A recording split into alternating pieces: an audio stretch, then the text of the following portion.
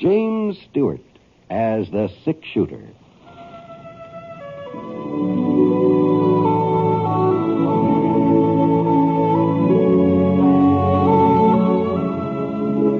The man in the saddle is angular and long-legged. His skin is sun-dyed brown. The gun in his holster is gray steel and rainbow mother of pearl, its handle unmarked. People call them both the six-shooter.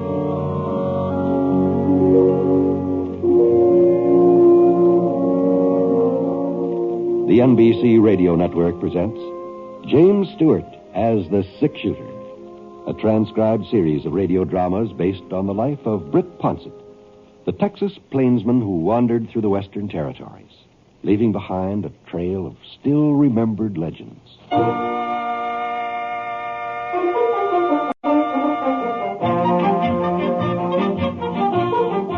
This was my first trip into Powder Creek for 3 months, I suppose. Working the spring roundup for Bar Y had been keeping me pretty busy, and there hadn't been any special reason for coming to town. But I figured it was about time to make an appearance.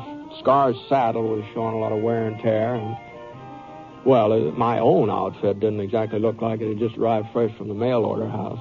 Pants were getting a little thin around the seat, and there was a pretty big hole in the sleeve of my jacket. I'd tried to patch it up, but I hadn't done a very good job. So I left Scar at the livery stable and headed over to Ethan Green River's general store. I aimed to get another jacket, a new pair of breeches, shirt or two, and I'd probably be able to find out what's been going on in the town while I was at it. Ethan usually managed to keep up on the latest Powder Creek happenings.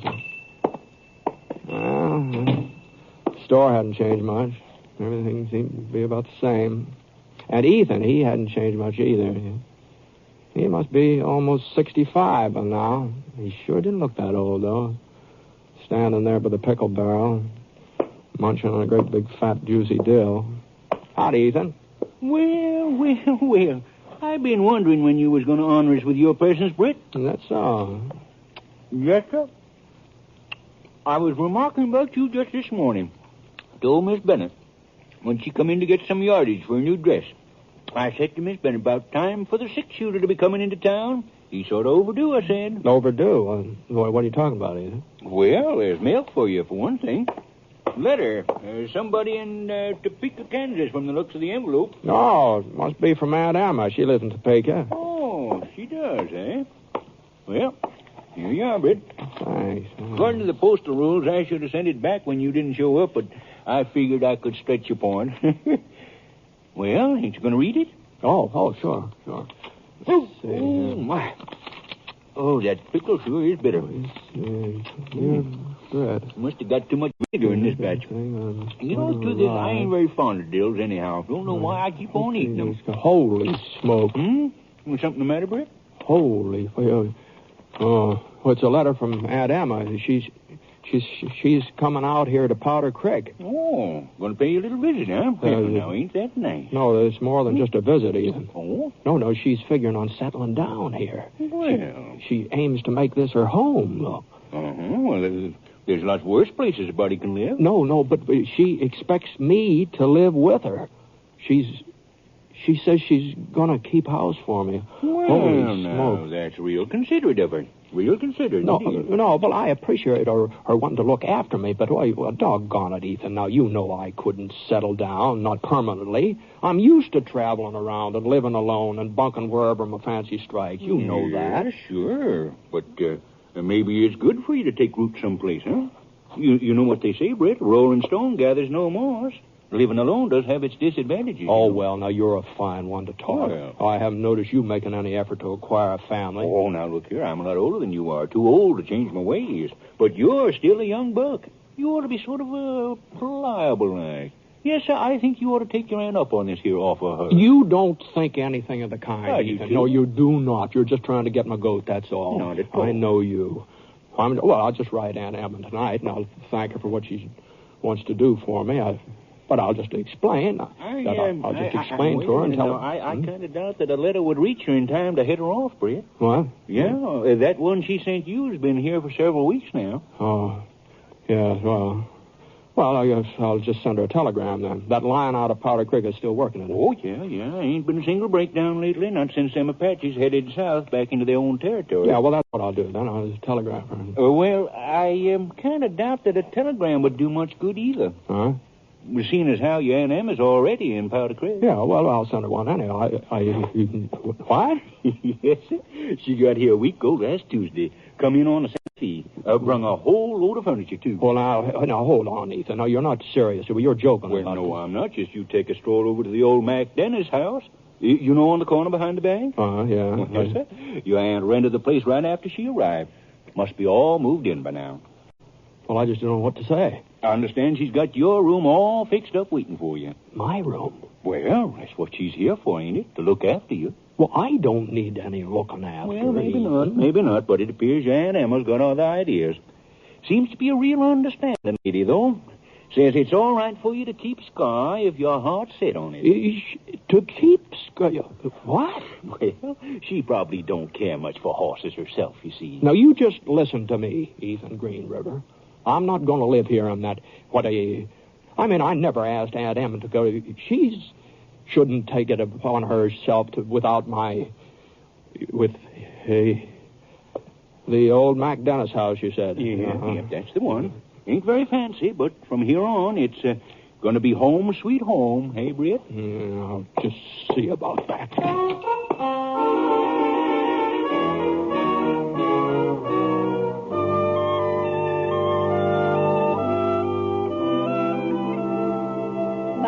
Goodness sakes, how you've grown, Britt. Oh, no, Aunt Em, no. I had my full growth the last time you saw me. I was 25 years old. Well, now, it seems to me you've shot up some since then. Not much flesh on you, though.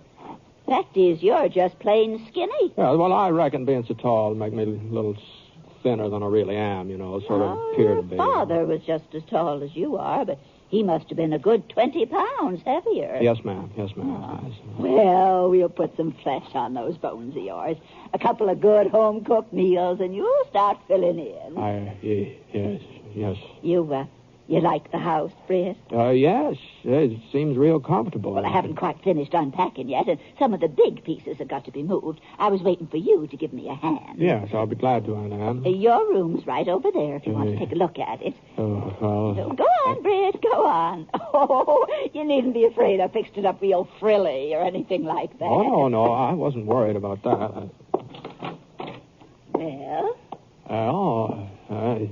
It looks fine. It's just fine. Just take a good feel of that bed. Oh. Yeah, I bet you don't get a soft mattress like that in the bunkhouse where you've been sleeping. No, we sure don't. I'm working on a patch quilt for it. Started before I left Kansas. Expect I'll have it finished up in a week or so. Well... now, Aunt Em, before you go too much trouble... Yes, Britt? You see, I didn't know you were coming to Powder Creek. Yes, Mr. Green River told me you hadn't been in to pick up my letter. You must have been kind of surprised to find out I was already here. I was practically flabbergasted, yes.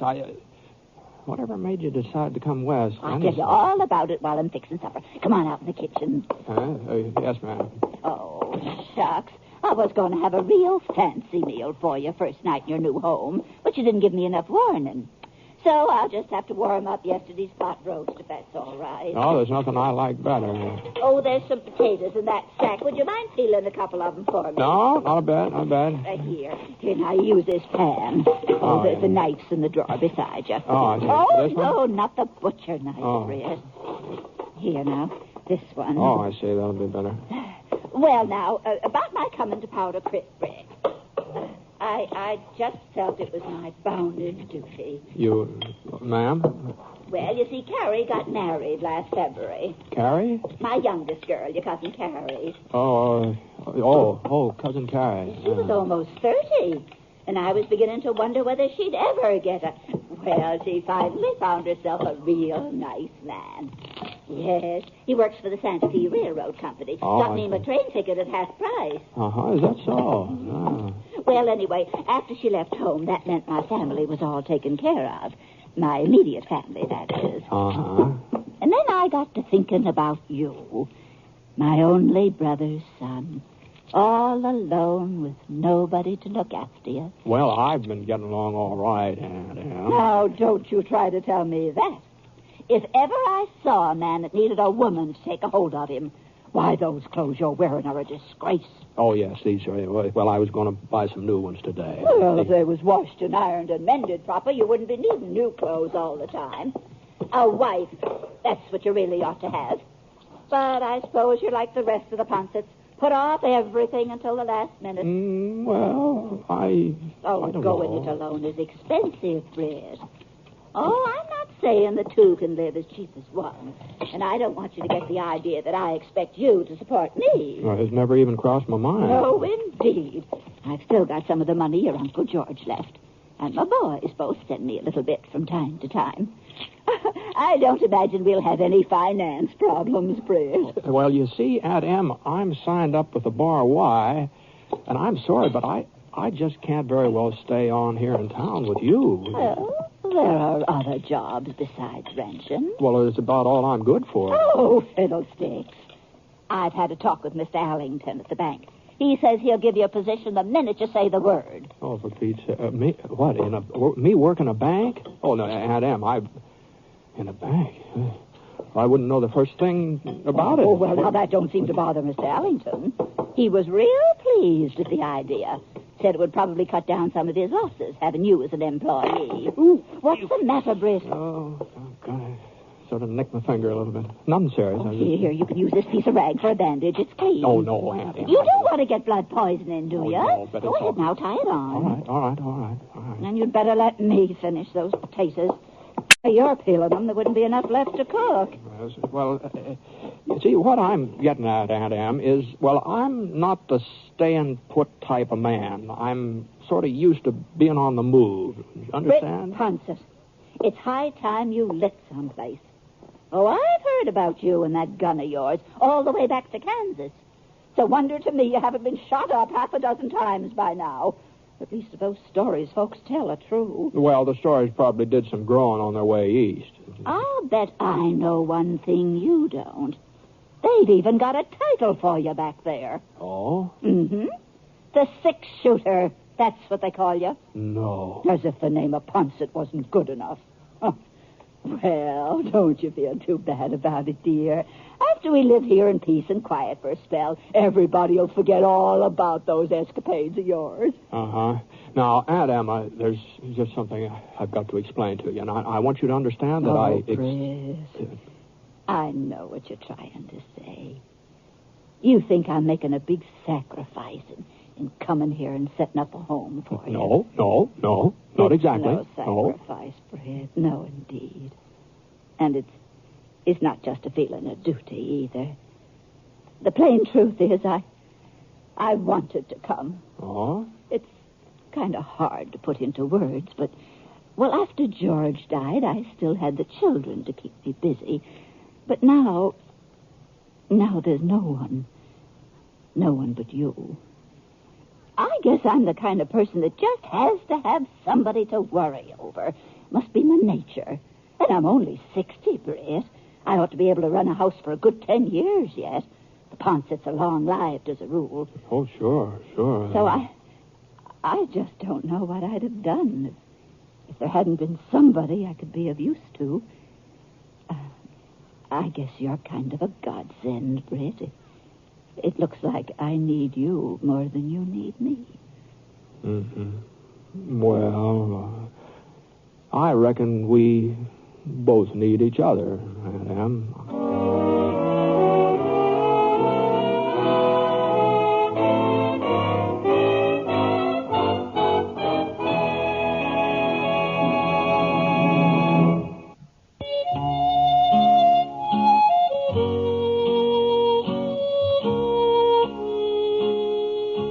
Well, I made out about as well as could be expected that first night I stayed with Aunt Emma.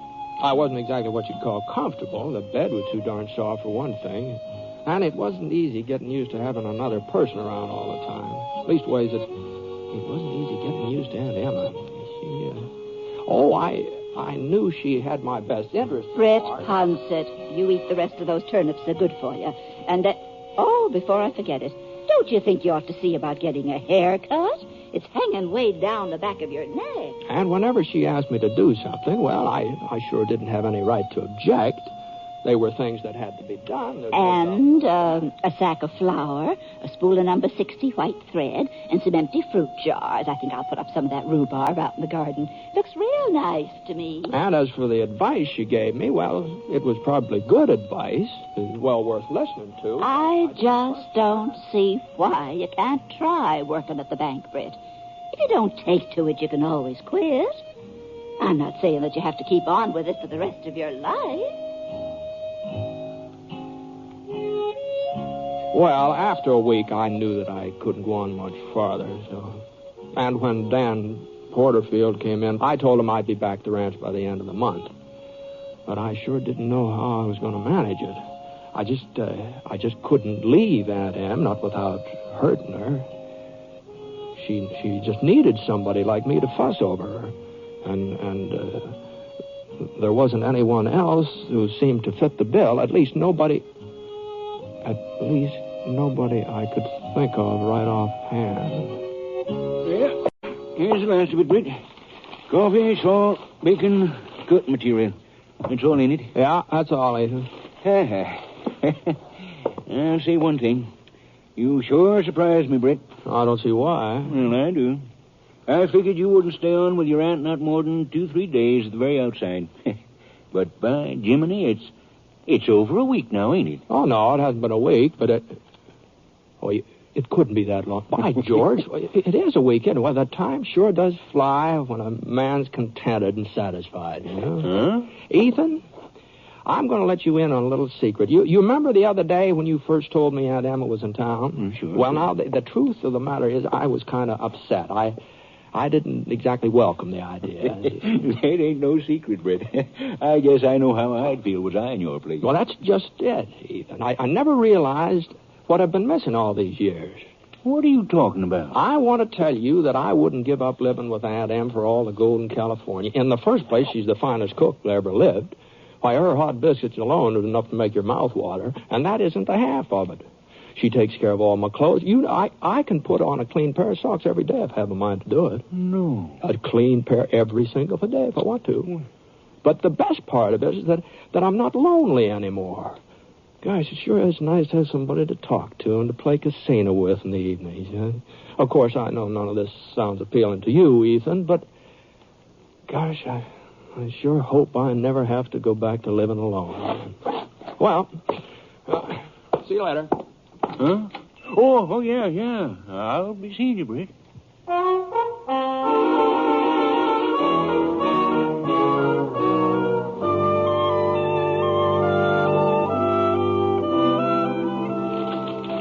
Britt, you forgot to get a wick for the lamp. Oh, yes, guess it did. Well, it sort of slipped my mind. You sure aren't much good at remembering things. Oh, well, I'll go back uptown and pick one up. It'll only take a minute. Never mind. We can do without until tomorrow. Better get your hands washed, son. Supper will be ready in a little bit. Yes, ma'am.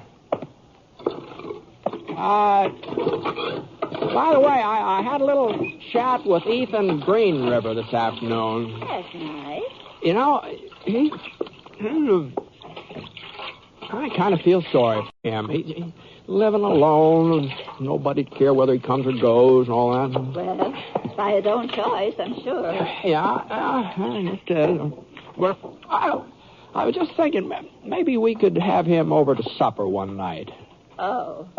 Well, now, Britt, I'm not as young as I used to be, and getting on food for company, that's kind of an effort. Oh, but it wouldn't have to be anything special. And besides, it might be nice for you and Ethan to sort of get together, to sort of get a little better acquainted. You don't think I'd so much as look at another man after your Uncle George, do you? I'm surprised. Oh, no, I didn't mean anything like that. Well, I should hope not. Oh, no. No, the fact is, Ethan is kind of spoken for in a way. You don't say. Oh, yes. Maud Hinsdale. She's got her eye on him. Hinsdale? Hinsdale, yes. You know, the soprano in the church choir, the screechy one. Oh. Oh, yes, yes. Come to think of it, somebody was telling me Maud was sort of worried about you when you first showed up, and she was afraid another widow might give her some competition for Ethan. And she's been having trouble enough landing him as it is, you know. Well, she needn't have concerned herself. Oh, she's not concerned now. Not since she's seen you. What? No, at least that's the story I got. Well, for Maud Hinsdale's information, I've had plenty of chances to remarry since your uncle passed on. Oh, sure you have, Annie. I'm sure you have. And now that you mention it, tomorrow night might be a very good time to have Mr. Green River over for supper. I was planning on chicken and dumplings, and there'll be plenty for 3. Well, now, you're sure it won't mean too much work for you? Oh, what's little work, Britt? This is your home as much as it is mine. Your friends are always welcome. Oh, fine, Anna. That's real generous of you.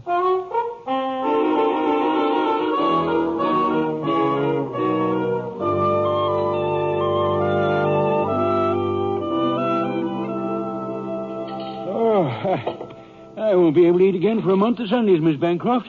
That's all there is to it. Oh, now, Mr. Green River, It's the truth. there's another whole apple pie we haven't even touched. I thought with 2 strong, healthy men like you, 1 pie wouldn't be near enough. Oh, please, not another mouthful. Well, if you're absolutely certain I can't tempt you to more of anything, I guess I might as well clear off the table. Can I help you, Aunt Em? Why, Britt, you know I don't like anybody in my kitchen. You two just go in the parlor and enjoy yourselves. I'll be along in a minute. Yes, Sir Britt. You wasn't exaggerating one little bit. That aunt of yours is just about the finest cook I ever come across. It's mighty nice of you to say that, Ethan, considering that this is just a sort of a plain, ordinary, run-of-the-mill supper. It's about like what we get every night. No. Oh, yes. It's Sunday dinner. Now, there. That's when she really puts herself out. Oh, dear. Oh, yes, that's Sunday. Well, say, you don't suppose you can manage to get me an invite to one of her Sunday meals, do you, Britt? I don't know. Oh, no, look, Britt, I'd sure appreciate it. Well, I can't promise anything, but I'll do my best.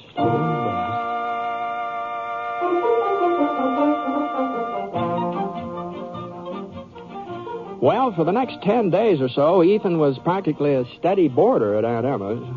And he sure did put it away, too. Aunt Emma didn't seem to mind. She said she liked to see a man enjoy his food, and Ethan more than obliged her. I tried to leave them alone as often as I could, but as far as I could tell, their friendship just didn't seem to be progressing past the dining room table. Looked like I just have to sort of give Ethan a little touch of spur. So one evening after spare ribs and sauerkraut, while Aunt Em was out in the kitchen doing the dishes. Oh, you gotta let my belt out another notch. That's all there is to it. Ethan. Yeah. There's something I've been meaning to ask you. You're right ahead, Britt. Well, now, you know I'm Aunt Emma's only relative. Uh-huh. In Powder Creek, that is. Yeah. She's sort of my responsibility. Mm-hmm. Well, what I'm getting at is your intentions. My what? Your intentions about Emma. I see what you're driving at now, Britt. Well, you don't have anything to worry about. I don't? No. I won't deny I'm real fond of Emma, and it's more than just a cooking, too. Under other circumstances, well, I might even consider asking her to marry me. Other circumstances? Yeah, well, you told me how you'd feel if anything happened to upset this little home you've got here, and I'd be the last man in the world to cause you any misery, Britt. Why, you're one of my closest friends. Now, just hold on here a minute. Now, Ethan. look, but you can take my word for it. You and Emma can live on here together just as long as you've a mind to, and I won't do a thing to interfere. But I'd like you to interfere. Huh? If you want to marry Aunt Emma and she wants to marry you, you'd be doing me a favor. No, Britt. I just won't let you make such a sacrifice. A sacrifice? Yes, that's just what it is, a sacrifice. All right, Ethan. You can believe whatever you like, but I've made up my mind. I'm not staying here in Powder Creek. I'm heading back to the Bar Y the first thing in the morning, and after I'm gone, Aunt Em will be all alone here, all alone, unless you plan to do something about it.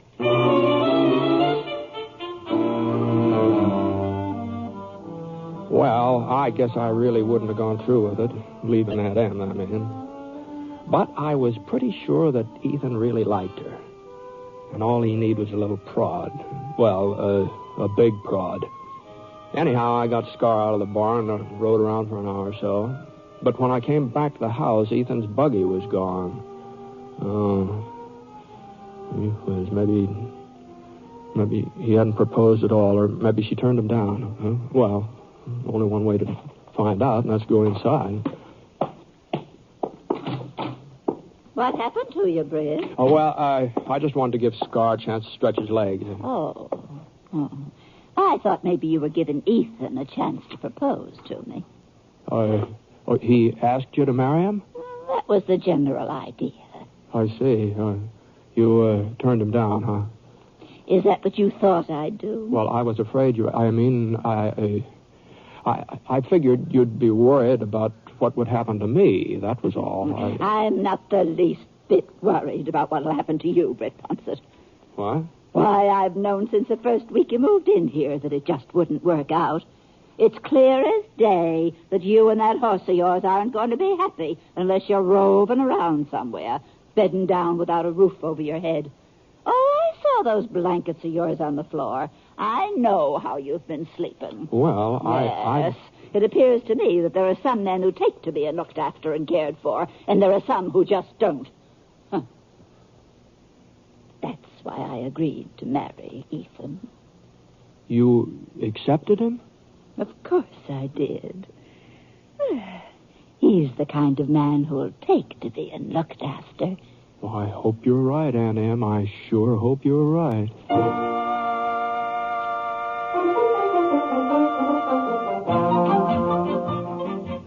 And you know she was? She was 100% right. Why, the next time I came through Powder Creek to visit Aunt Em and Uncle Ethan, well, sir, he was just about the most married man I ever saw. And so help me, he seemed to enjoy it, too. Of course, maybe when I'm his age, I guess I don't need to start worrying about it now.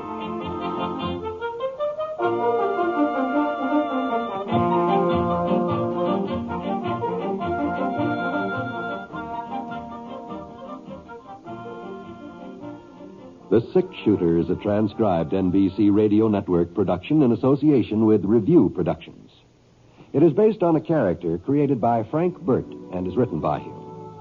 Mr. Stewart may currently be seen in the Universal International picture The Glenn Miller Story. Others in the cast were Eleanor Audley and William Johnstone. Special music for this program was by Basil Adlam, and the entire production is under the direction of Jack Johnstone. All characters and incidents were fictitious, and any resemblance to actual characters or incidents is purely coincidental. By the way, you'll be interested in knowing that the Six Shooter has been chosen for broadcast to our men overseas through the facilities of the Armed Forces Radio Services. This is John Wall speaking.